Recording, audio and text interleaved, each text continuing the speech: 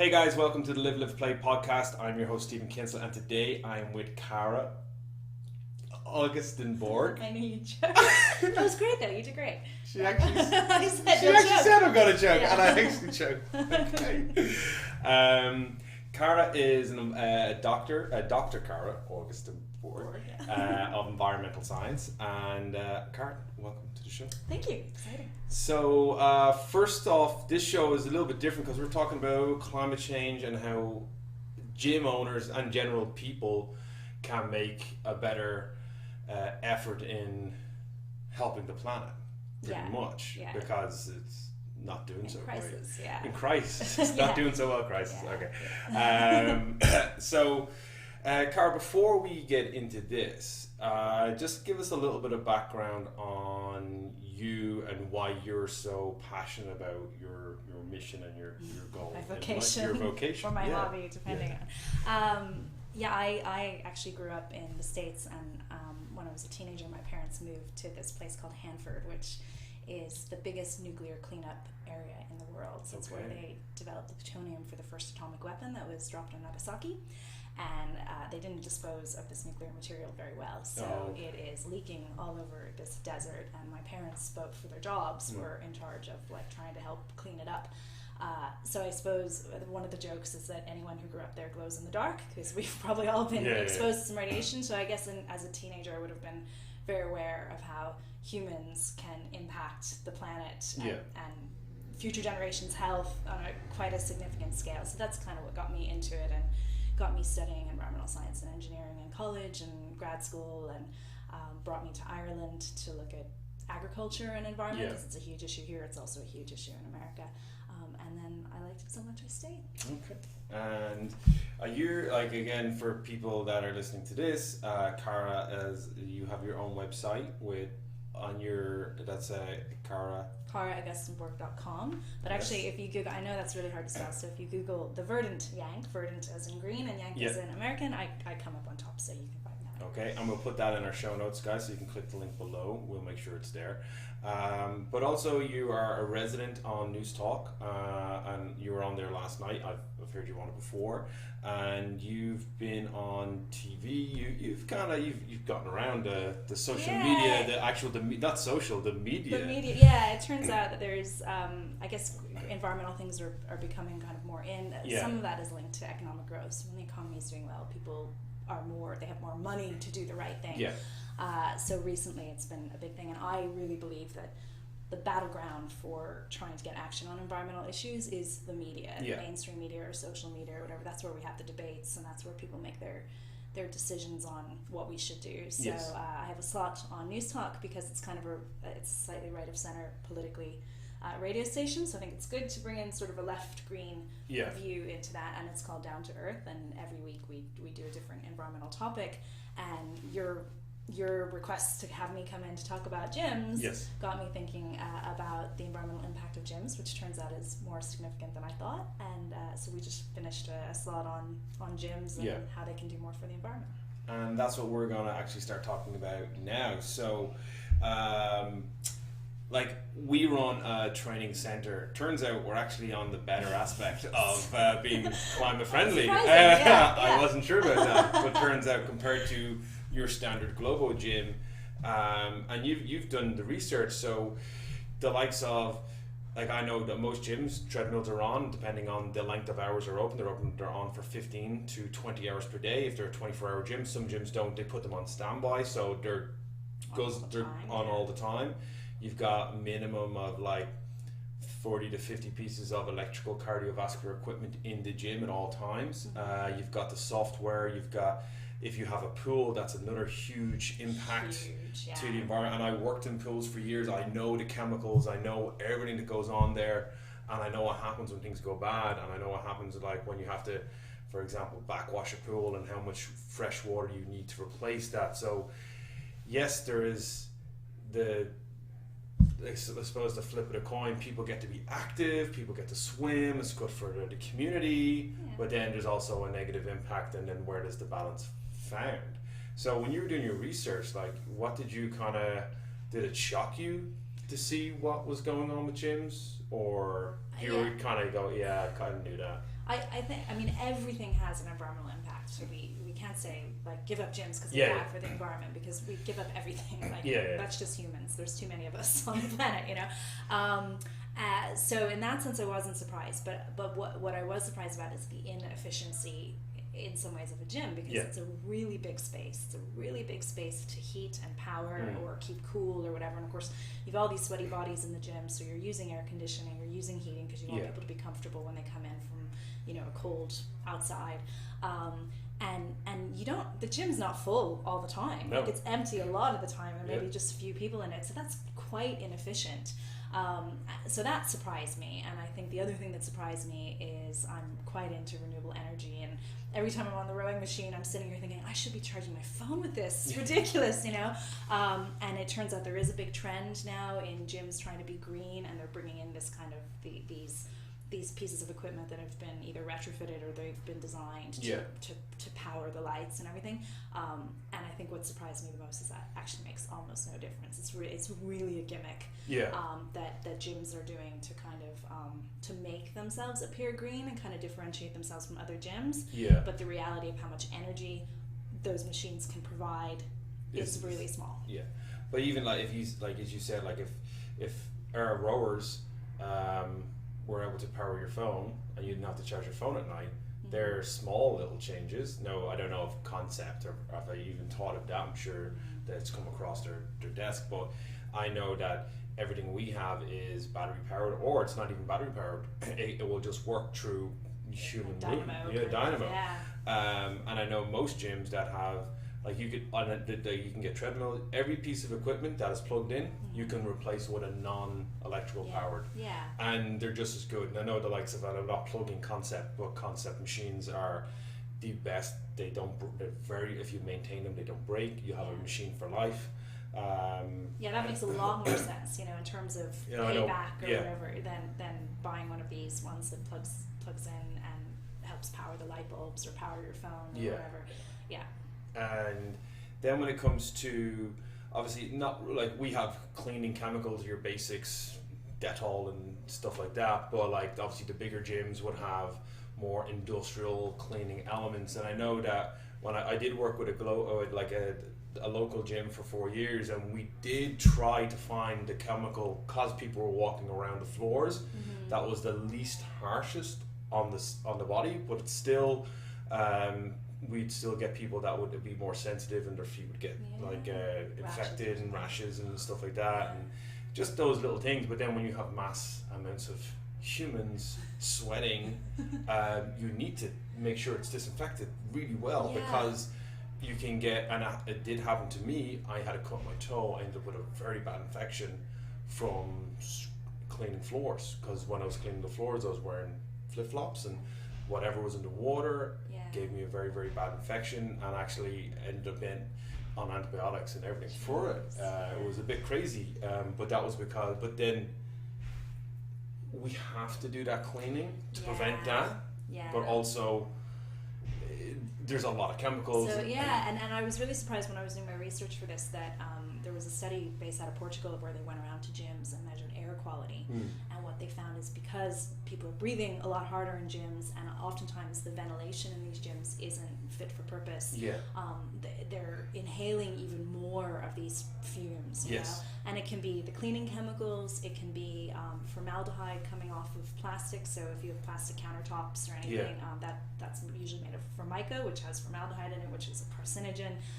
So people in gyms are more susceptible to air pollution. And so you do have to use like effective chemicals, though I mean a lot of things like vinegar and baking soda and that stuff actually are really effective. But at the same time you need to have really good ventilation to try and get those fumes out of the area so people aren't taking them in, you know.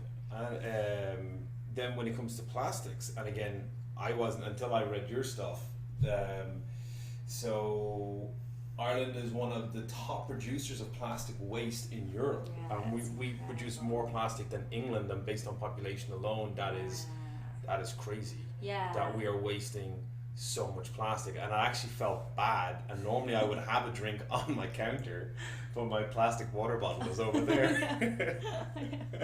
And it's out of shot of camera. It will never be in shot again. It will never be in shot again. And I will be using sustainable and renewable cups. And we've actually, since you were on News Talk yesterday, I was looking into different types of companies that provide water in either cartons that can be recycled or cans that can be recycled rather than the plastic water. Now, that might incur an extra expense on having a water bottle in. We also have water fountains. But yeah, just in our little gym alone, how we do waste, and what we're starting with is we're getting new bins to have a plastics only bin, because despite me saying it's recyclable, people keep throwing the random stuff in with half a cup of coffee in it and stuff. So it's the recycling is making notes. It's not doing anything because we're ruining it. Yeah. So we're going to have more so we're going to have more bins and segregation of it, because we need it, and it's something that I want to do. And like, I have a 3-year-old, and I want to teach him that's how we do things. And obviously his generation are going to incur our generation's wrath over what we've done and what we're doing, and so on and so forth. So every little thing we can do at FSM to help is kind of what we want to do. Well, it's interesting, because I think I was really surprised here in Ireland that 500,000 people belong to gyms. That's 10% of the population, which is pretty significant. And actually we have a really small member to gym ratio, so they're much smaller gyms than like maybe what you'd see in America. So there's a huge opportunity for education. You have this kind of captive audience coming in to do their workout, and actually you have an opportunity to kind of show them how to properly recycle, or tell them, hey, if we keep going like this, by 2050 there's going to be more plastic in the ocean than fish, and get them thinking about those things in a really gentle way. So there's a real opportunity for education, but recycling is really tough to teach people. I used to go to Electric Picnic and stand by bins every September, and it was just trying to get drunk people to recycle. Forget about it. And signposting is a big part of that. Really clear images that where people don't have to think, and they go, oh, I know that goes there, and that's hard. Like, that kind of communication through images and being effective in that is really tricky. But that's what you have to do to have good recycling. But really, anything like water in a package that is going to be thrown away or even recycled is still not as efficient as like a refill station. And I know you have a refill station, but even making it possible that you have a few cups so that people don't even have to buy a package of water, that they can borrow a cup and just have their water here and leave the cup behind or whatever. That's, that actually reduces impact even more, because it takes energy to recycle things too. Exactly. And that, again, and all these little things that we're looking at, like, I would like to look at, and I would like to implement, and again, signage and awareness and what we do. And because we run such a big kids program, we can have those chats with our kids and set them tasks on that type of stuff. And I know that you mentioned like doing this days out with the gym, and we do workshops and we do fun days and stuff like that. It's always in the gym, but we've never actually like gone out and practiced any of this. Well, it's kind of new to me. I've always known it, like, yes, you recycle, yes, you do this at home, but I've never thought of it as my company can start impacting and helping. And we work with so many people. Well, it's a small number, but like for us, it's a lot of people we work with, and if we can then, like, we educate our kids on mental toughness and respect of everyone in the room, and regardless of ability, so if we're teaching them that, then we can also help them understand the environment. And even we asked them, I think like the other day, half of the kids in the room that day went to the climate change, or did the strikes, the strike and stuff like that with their school, which is really good and stuff. So kids really get it. But I mean, I always think the planet is very like our human body. Like, it breathes, it bleeds, it, it cries, whatever. And so if you're a company that's all about how to really respect your body, then it's a natural progression that you would be saying also respect this bigger body that we Yes. depend on. And one of the things that was interesting is that some kind of gyms in the UK are cropping up that are really about going out and doing conservation. So it could be digging a trail or getting rid of an invasive species. And sometimes when I'm in the gym here and we're flipping tires or something, I'm like, I might as well just go become a farmer, because basically that's what I'm doing, you know? And so actually taking those skills that you learn here and all that muscle you're building and putting it to something outdoors, you know, it could be really meaningful. And that's another thing, and I've said this before in class, and I've said it on different podcasts, is that literally everything we do inside of the four walls that we have at FSM is to make your quality of life better. If your purpose is, if your whole life, your 23 hours designed on this 1 hour you have in here, then you are either wanting to be an Olympic athlete, which an hour is not enough, or I think this is a lot of people's headspace, and I get that. It's away from work, it's away from kids, it's away from all the stress. You come in, you sweat, you're just working, and the stress works and helps the headspace. But I think that the impact of what we're trying to do here is to make everything outside of here easier. So the likes of, and I used to always say that if I'm on the local radio, I always say, go climb a tree. What's the first thing? Go climb a tree. Oh, well, I'm 37 years of age, and so that's what we learn here. That's the go climb a tree, because it's firstly it's fun, it's embarrassingly fun, because when you're up there and adults walk past and you're up there and your son's looking at you, and it's a bit fun, but it's slightly embarrassing, but then you're laughing at yourself because you did it. But like going out and doing things, and then if you're going to go out, sure. And I like what they did on Bray Beach was actually the beach cleaning thing. The beach cleaning thing, which is beach cleaning, or take 3 pieces of plastic, or tree planting, which we do on Bray Head all the time, and and is hard work. Like digging into the ground takes the fitness that we learn here.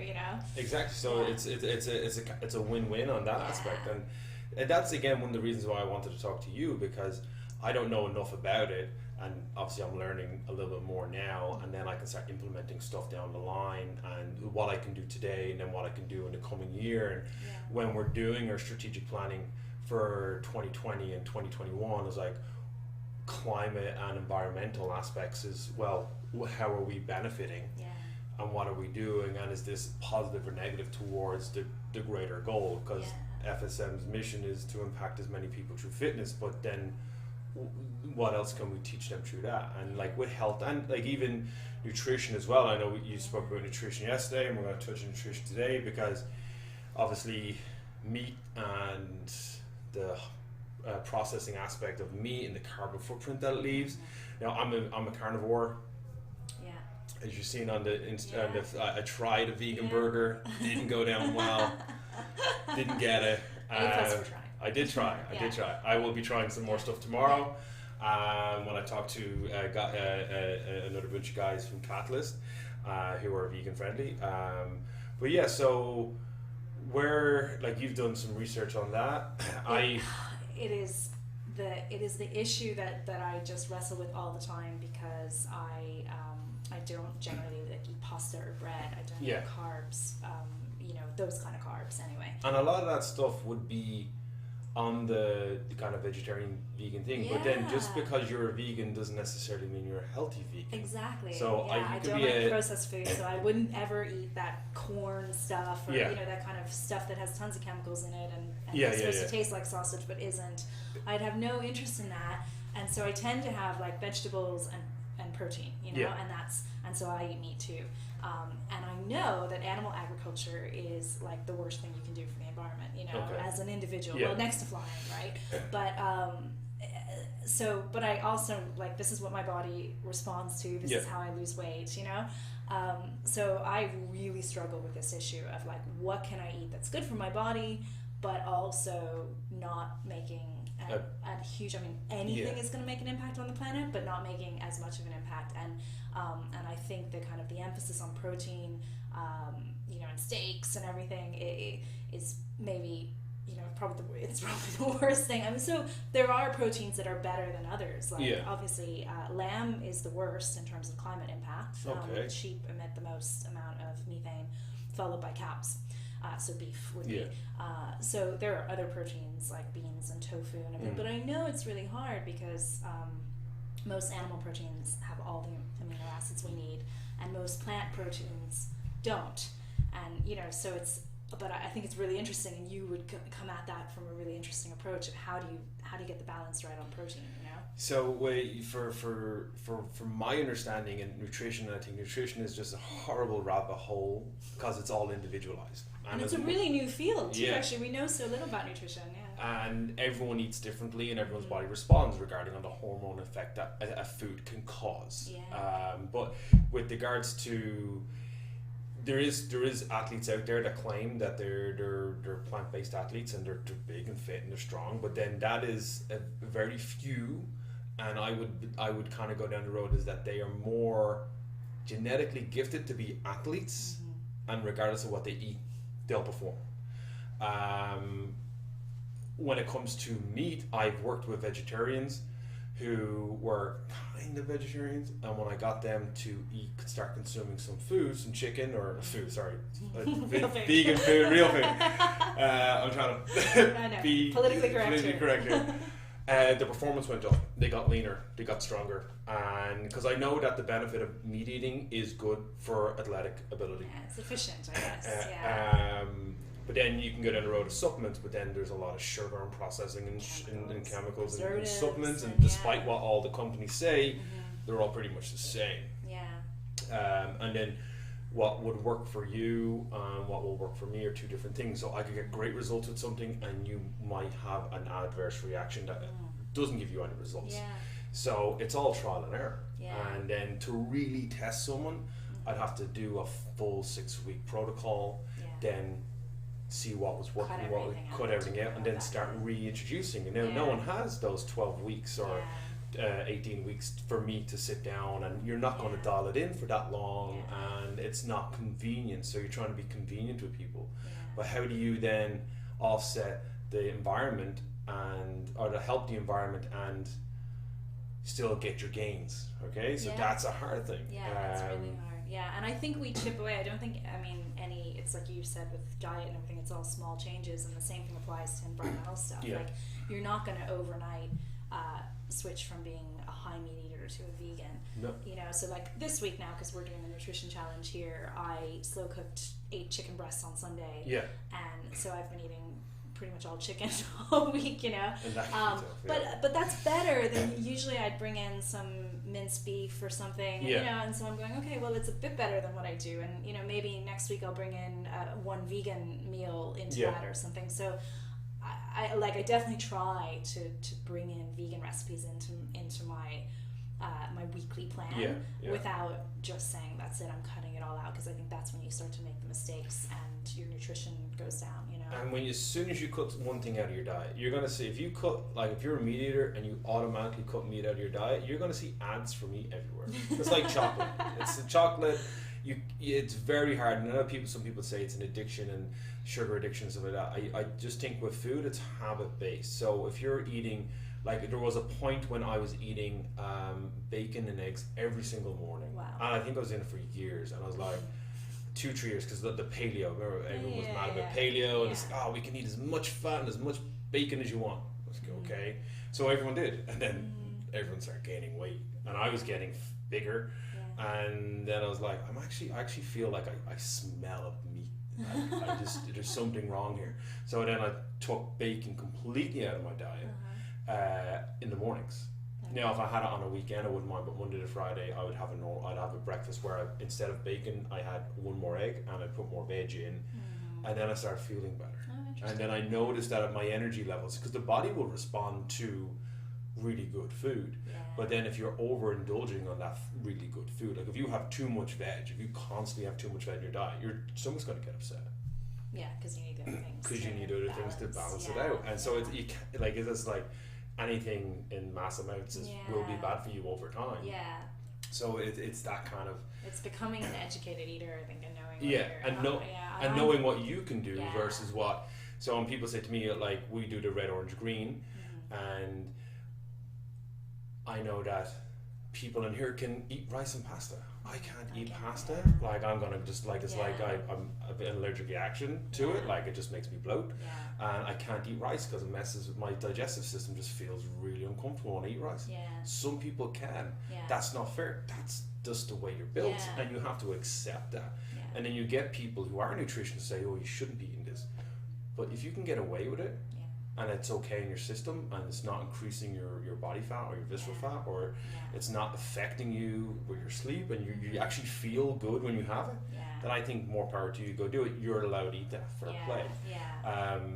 But I think there's no one size fits all when it comes to nutrition. And as we've been talking to about environment and nutrition, it's making small changes that can impact better over the coming time will definitely help. I mean, what's interesting, I did that 8-week exclusion thing, and kind of learned from that what I could tolerate and what I couldn't.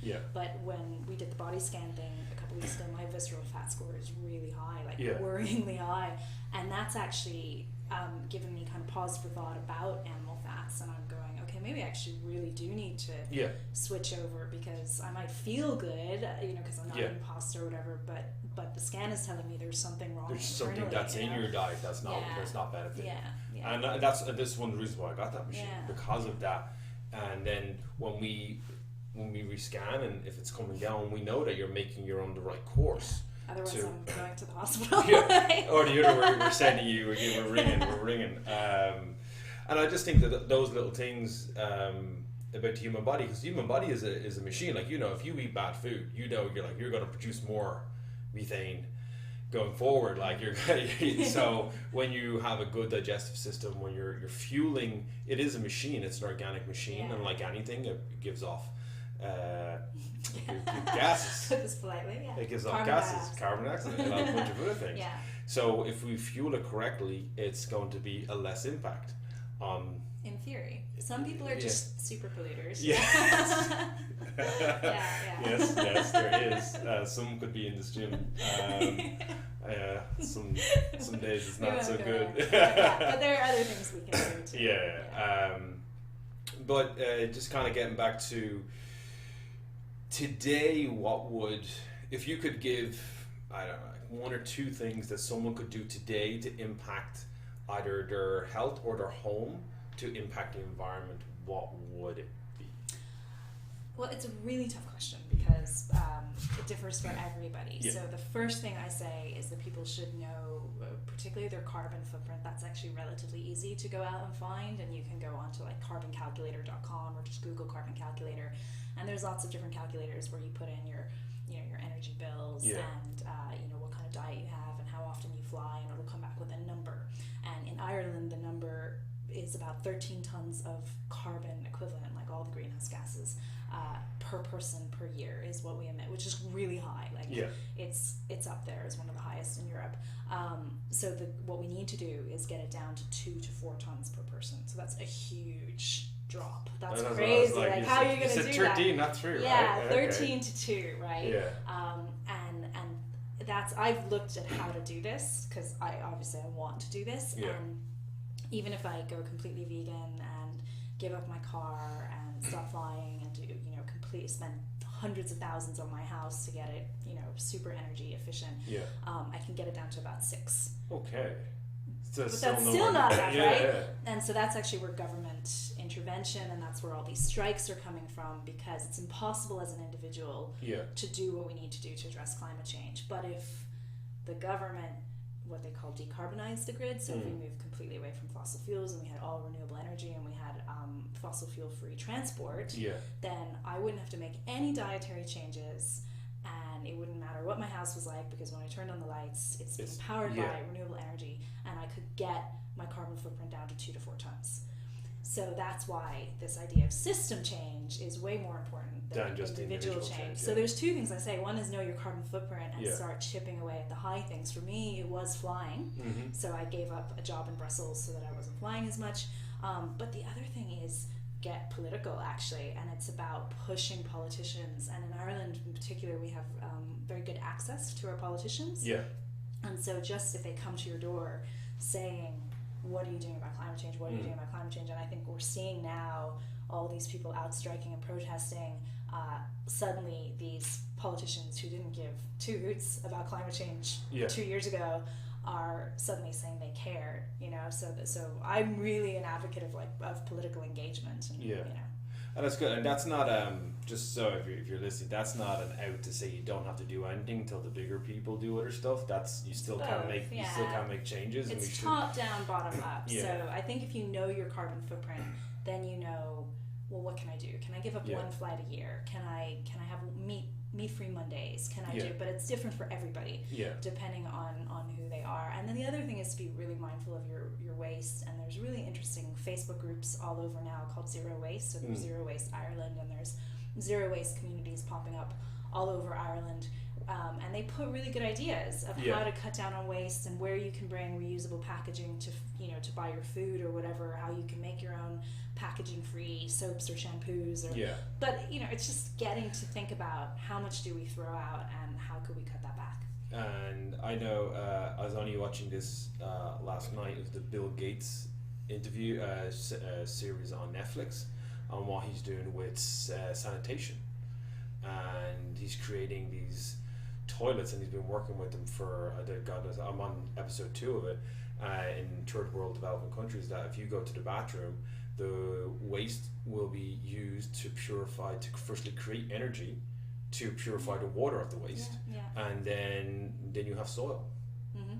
And he's like, everyone's gone after water, and he's like I have 400 million he's pumped into this, and he's trying to get the initial kind of design was like a €500,000 toilet. And he goes, well, that no one can afford it. It has to be $500 or less. And it was very interesting. And that's his whole mission.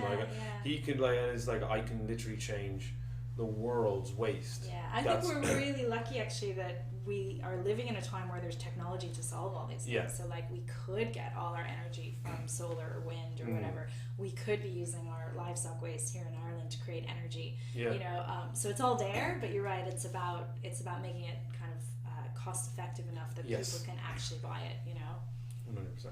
So guys, we're gonna wrap before we go. Do you have anything to say to the world, my viewers? No, I think it's really exciting. Sometimes it's hard as an environmental scientist to see, all this bad news about the climate. And this summer they said the Greenland ice sheet is melting at a rate that scientists thought wouldn't happen for 30 more years. So everything is speeding up, and that's quite scary. But at the same time, the interest in this issue is also speeding up, and so the climate strikes were, really a moment of hope for me. And even having things like gyms saying we want to do our part, and other businesses saying we want to do our part, that's a huge sign of hope. So it's great if other gyms kind of take on this idea and start looking around at what they can do, and particularly how they can engage their members and change the world with us. Guys, so we're going to wrap up today's show on YouTube. Guys, we're going to just be posting the audio because the camera clearly shut down. I heard it. I heard it shut down. I must have I put in the wrong memory card. So we will have the audio on YouTube.